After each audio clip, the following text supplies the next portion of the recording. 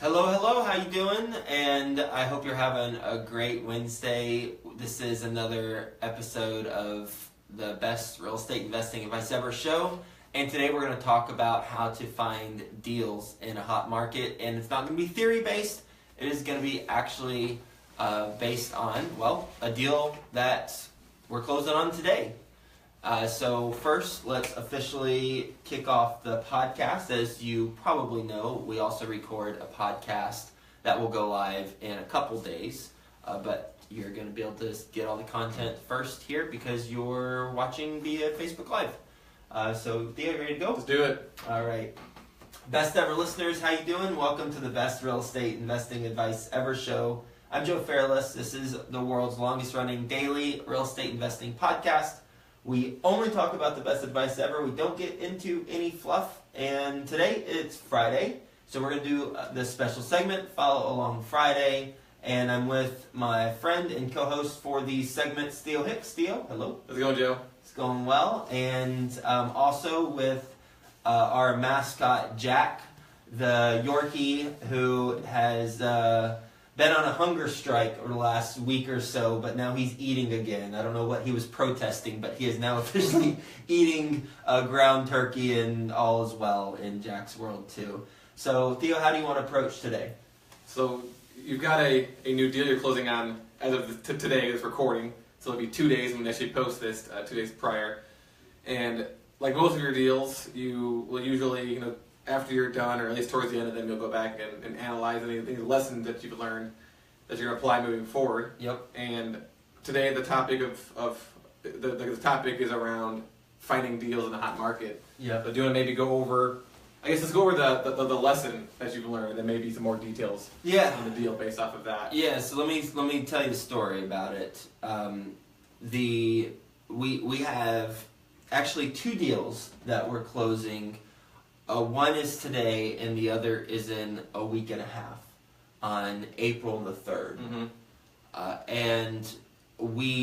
And the reason why I'm mentioning both those deals, because that's what ties into how to find a deal in a hot market. And the answer to that is you have to create the opportunity. Mm-hmm. And now I'm going to get more specific on what create the opportunity means.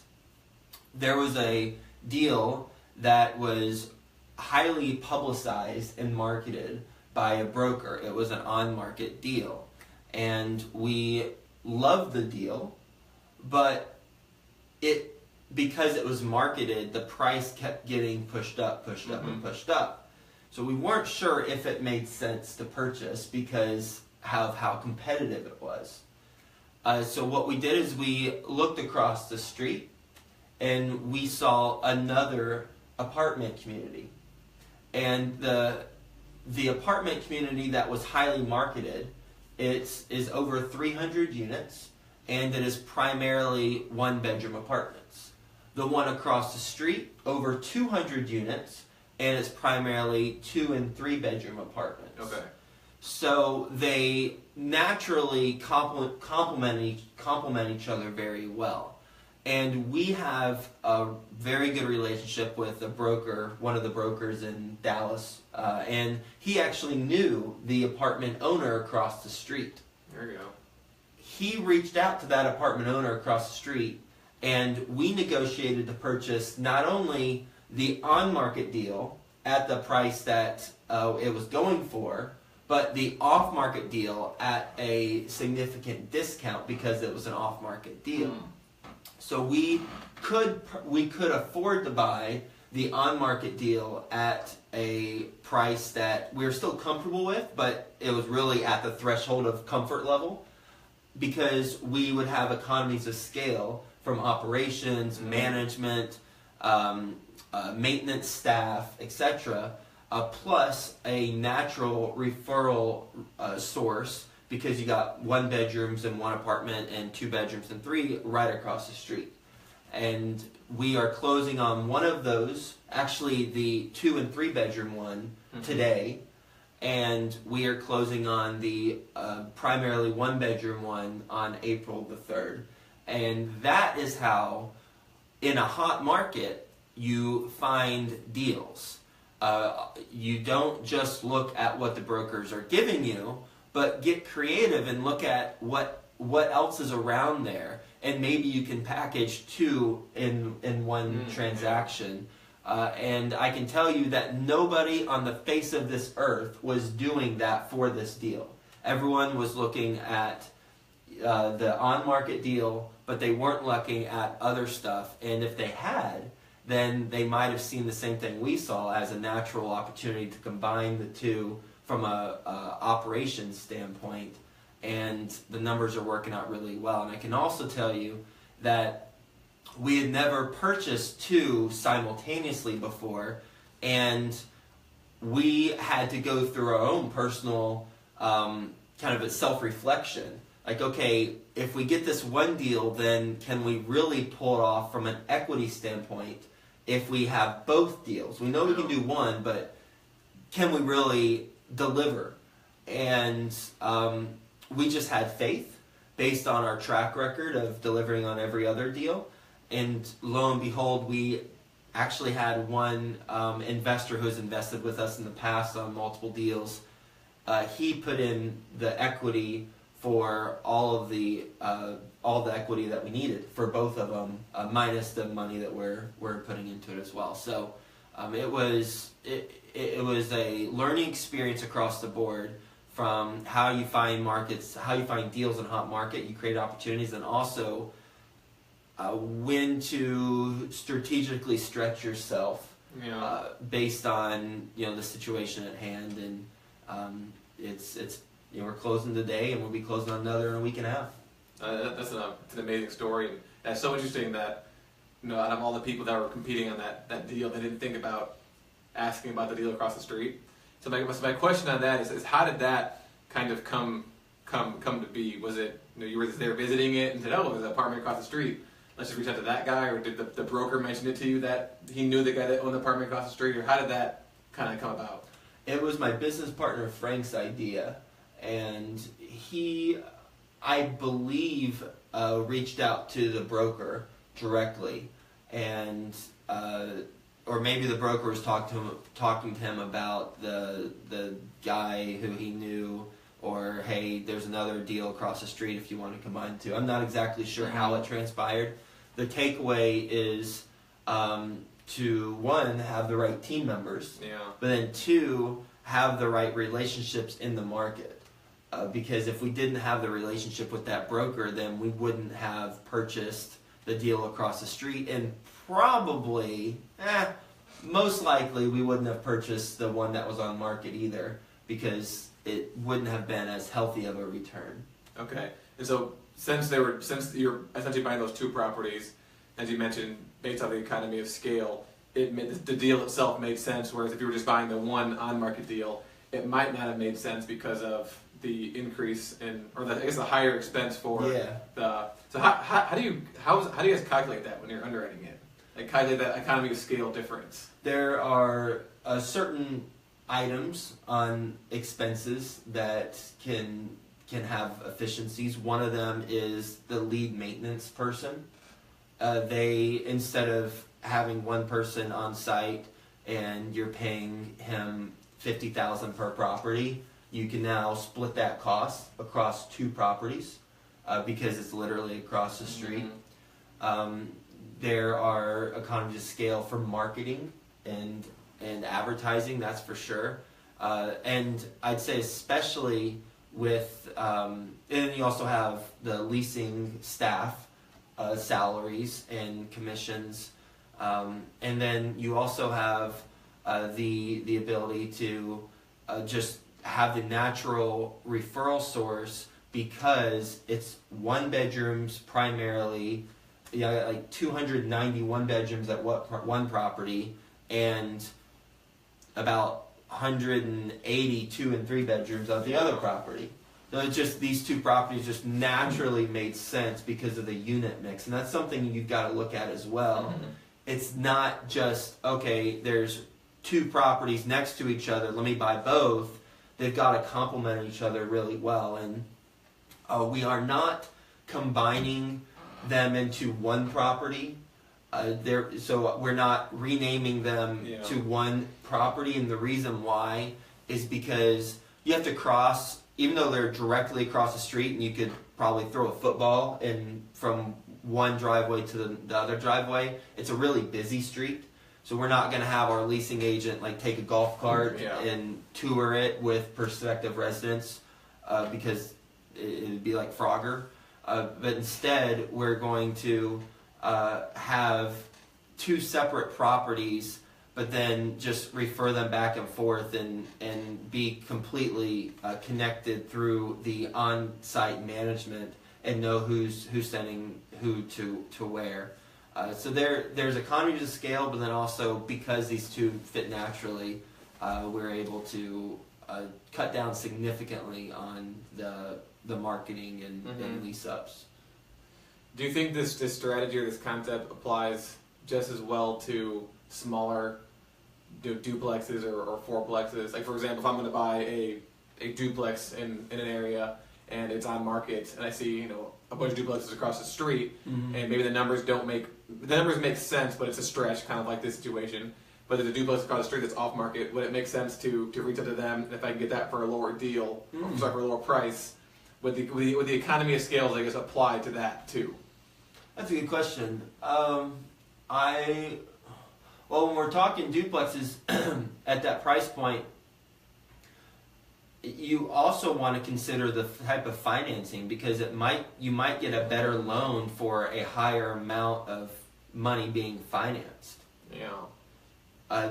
Therefore, it might not be as much on the operations, although certainly, talk to any property manager who manages one house versus 30 houses, and she'll tell you, yeah, you get some economies of scale with 30 houses, and in fact, some property managers won't take on a new customer or new landlord who just has one house because it doesn't make financial sense. Yeah, that's right? that's big right there too. Yeah, but then, so I'm sure it would make sense.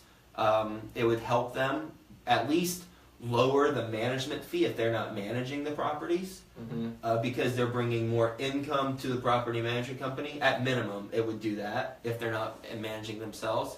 But then also it could help with debt financing being more favorable, because you tend to get better terms the more you borrow. Yeah, or something that's really, really small, but if you got two properties right across the street from each other, it'd be easier to, and if you're managing it yourself, it'd be easier just to drive to the one property, walk across the street, do whatever you got to do instead of having to drive across town multiple times. That's a smaller one because you take gas money and then time, but... Yeah, it's true. Well, and vendors who you contract out, they would be probably cheaper. They might have a fee for just showing up. And if you have two properties next to each other, then there's one fee for showing up versus multiple fees because they have to drive from this place to 2 miles down the road.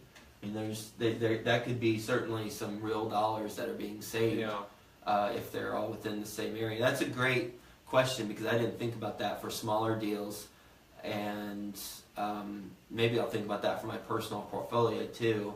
Like, instead of looking at just a couple deals that are on the market, also look at right across the street and try and get that. The challenge is with the smaller deals, especially if we're talking single-family homes.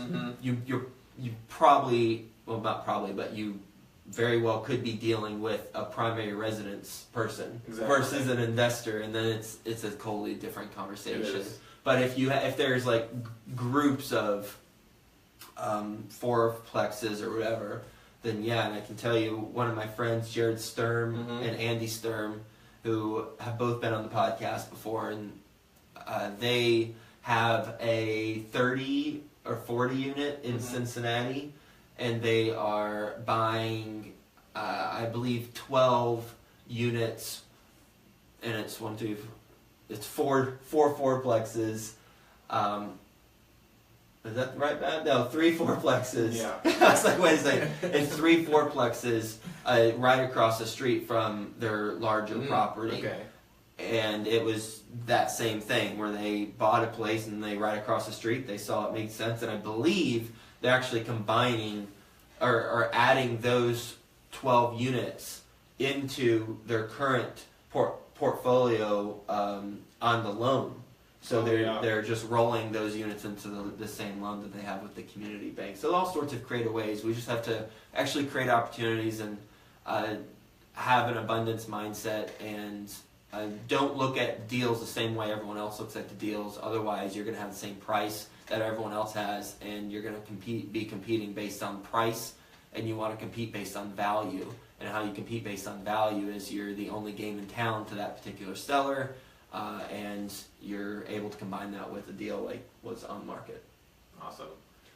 There's something else that I'm kind of changing subject, but something else that I wanted to at least bring up on this conversation was I was underwriting a deal for one of your clients, and we ran into a situation where he had a property that was 50% vacant, so had no one living in it. It was $20,000. The owner had $20,000 in delinquent taxes, and it had a lot of deferred maintenance. I can't remember the fourth one was, but it was it wasn't stabilized at all, and it was not stabilized anywhere near the time, like anywhere near the past at all. So it's kind of like, how do you underwrite that loan? And I had no idea. And we asked your partner Frank, and he gave us an answer which I thought was very interesting, and I wanted to share with everyone just so if they run into similar situations. So essentially, what he says is kind of like we'll call it a four-step process or a five-step process.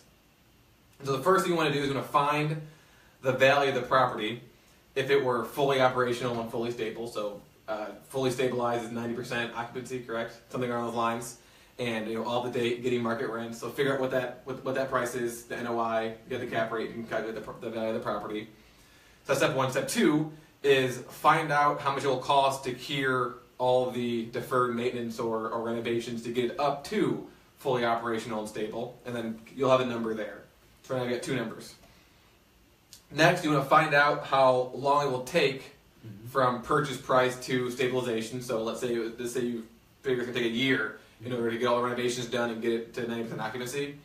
So there's a dollar value you can calculate based off of that year time span. And he said find out essentially how much money the project will lose during that time. So from my perspective, I was thinking like basically lost rent that you're going to lose plus lost rent, and then the amount of money you're going to spend on the loan, and I'm not sure what the word for that is, but all those costs, holding costs, I guess. So now you got the third number, and essentially what you want to do is take that, so your max purchase price for that property is going to be the first number, that stabilized value of the property. Then you subtract out all of the deferred maintenance costs that you budgeted for, and then you're also going to subtract out the stabilization, he called it the stabilization expense loss, and so that holding cost. And that's how you figure out your max purchase price is. For this specific example, there's the added expense of the delinquent taxes, and so he said, make the seller pay for that, like pay that tax, the tax lien before we buy the property. If not, that's another expense to subtract from in order to calculate the max purchase price. So I thought that was very interesting because obviously, when we think about running the numbers, we get rent rolls and the previous 12-month expenses. But for this situation, that's impossible to do. And you obviously don't want to just make up a number in your head and be like, oh, I'm going to buy it for this number. I'm going to buy it for whatever it's listed for, because again, the list price doesn't matter. And this seems, at least to me, this seems like a really, very interesting. It seems like it's kind of a fast way to do it. But from my perspective, it sounds like it's the best way to calculate a purchase price for a property that's kind of in disarray like that. What are your thoughts on that? Yeah, I mean, it's for fix and flippers who are listening. They're like, this sounds very familiar, because it's true, right? Because if you're buying a distressed house, then you need to know what is the after repair value. That's a good point. And then once you know the after repair value, you need to know how much it's going to cost to put into the property. And once you know how much you put into the property, then how long will it take my crew to do that? And what's the holding cost, hard money cost, whatever. And then I also want to make a profit on the flip.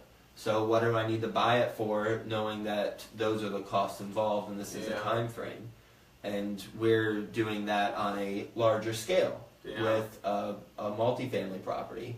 There's certainly a lot of similarities with single and multifamily deals, and from a distress standpoint, I mean, it shows right there. The couple challenges for this scenario that would need to be identified. One is, even though you know what the stabilized income would be, you also need to know what the current cap rate is for the market, the prevailing cap rate for the market, because otherwise you wouldn't be able to come up with valuation on what it would be stabilized. And then also, there will be an art and a science to the holding stabilization costs, or the holding costs while you're renovating it, because there's all sorts of tricky things that can come up with CapEx expenditures, with, I don't know, depending on the type of renovations. Ask any fix and flipper what happens when you open up a wall. A big black hole of where you dump money into usually takes place. So there's a lot of, there's some more unknowns, and you have to factor those unknowns into your purchase price, your acquisition price, because what you don't want to do is you don't want to factor in how much does it cost to get fixed up, what are my holding costs, and then make an offer price subtracting that stuff without actually subtracting the profit that you also want to make on the deal. Because so often, or not so often, but we could be so excited about wanting to get a deal, and we're like, well, this deal does make sense because it's and this is the purchase price, but also subtract out your profit that you want to make from it. Yeah. Because you're doing a bunch of work. Because you also got to take a look at, okay, after I do all this stuff, go through zoning approvals or getting permits and all this stuff over this period of time, and I've done all this work, wait a second, is this actually the same profit I'd be making on a stabilized property? Yeah. If I just bought a stabilized property? So you have to factor that in. Yeah. And a lot of times people get so caught up in, oh, it's a good deal because it's the stress. Well, time out. Make sure you're factoring in the profit you want to make, because it might be, at the end of the day, the same profit you're going to make if you just buy a freaking stabilized property. Yeah. Yeah, so it seems like this formula, you need to add in some sort of contingency percentage, as well as just like the, cause when you compare it to fix and flip, I was like, I didn't even think about that before. I know about that formula, because it's basically the exact same thing. Yeah. You need to add in basically what equity do you want to earn based off of the work you put in. So, yeah, it looks like I got a couple of things to add to this formula and send it to client. Yeah, absolutely. Cool. Well, lastly, we'll mention that, I just got good news. Literally a text message right before we started recording. We most likely have been awarded another deal in the Dallas-Fort Worth area. Most likely. It's just got a text and I need to have a conversation. But we had a best and final call yesterday with the seller and the seller's representatives.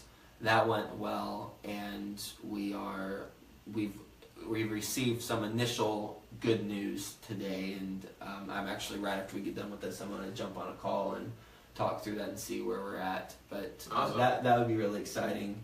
If we do get awarded this deal, it will be a very nice property.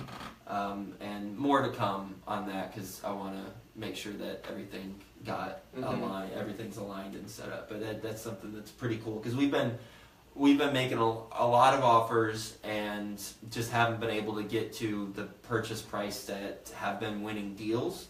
And we found this one, and it made sense, and so looks pretty good. On the top of your head, I know you don't put out an exact number, but how many offers did you put in? I guess since your last offer got accepted, how many offers you put in before this deal came up? Just to give people an idea of how many offers you're putting in. Probably, well, the larger number is how many we receive, how many deals we receive, and it really is about we receive probably 100. We've received probably 100 within the last 2.5 months since the last time we closed on a deal. Okay. And we've made, I'd say, about 15 to 20 offers, Okay. LOIs, letters of intent.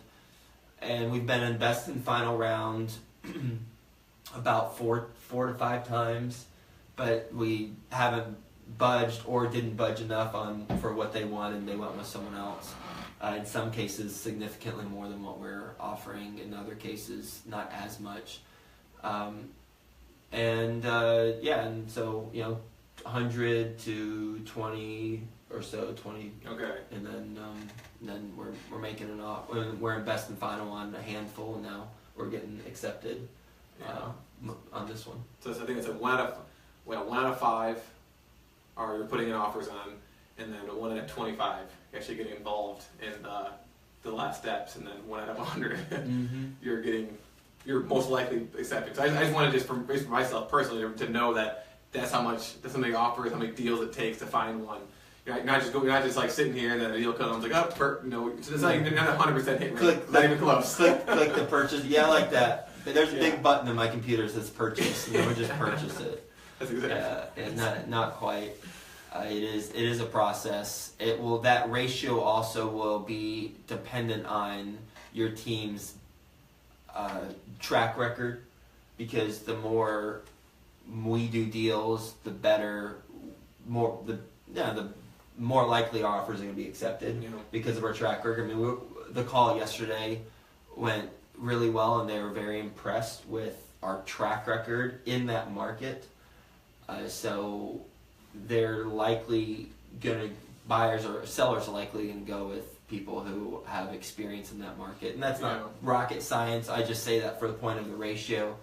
The ratio is a little bit more favorable for us than someone starting out, but not as favorable for us than someone who has more deals completed in a particular market than us. Okay.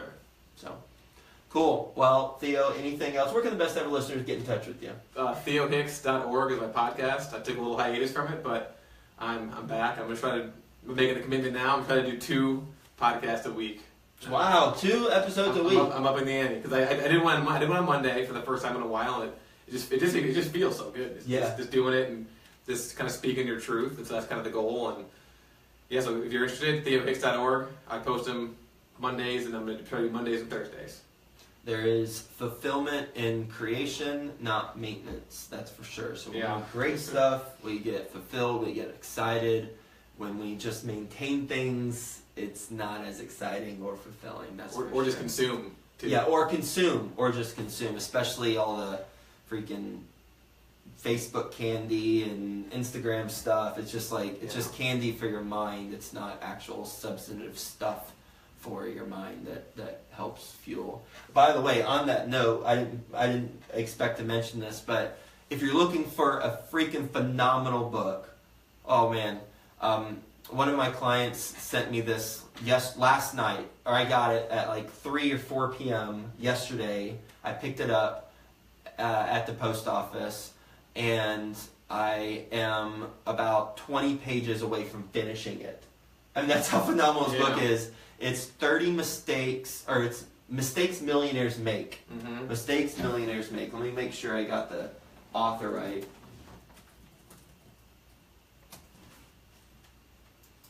Mistakes. No, it's it's called Mistakes Millionaires Make by Harry Clark. Okay. Holy cow! Everyone, buy this book and read it. This book, it's 30 stories about mistakes millionaires have made, and they're real stories.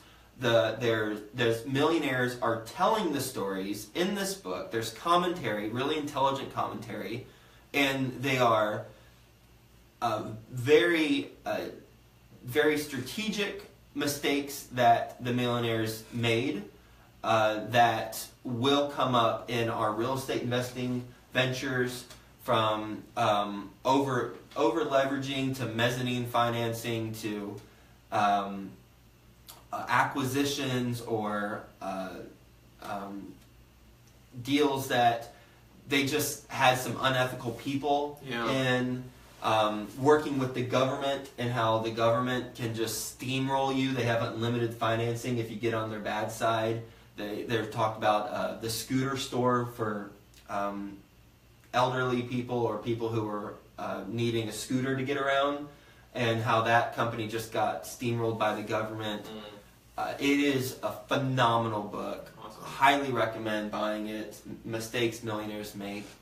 And I'm going to finish it definitely today. So probably the fastest I've ever read one book in my entire life. I mean, it's been literally less than 24 hours while I've read the whole thing. That's so awesome. I highly recommend that book. All right, best ever listeners. Hope you have a best ever day.